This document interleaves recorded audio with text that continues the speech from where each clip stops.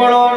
9 મહિના પેટમાં રાશ્યા અડેરે કે આપણો બારની દુનિયા બતાઈ એ આપણો માવતર કેવઈ માં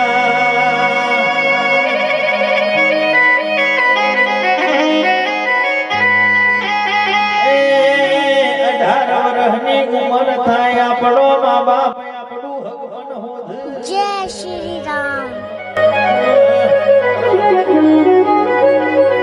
ભગવાન ભલો મણ કરે મારો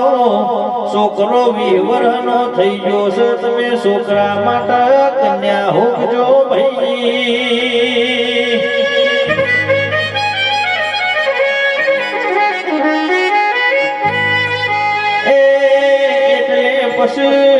પૈણે પહટન જુદા મેલ એટલે મા બાપને છોકરા ભૂલી જો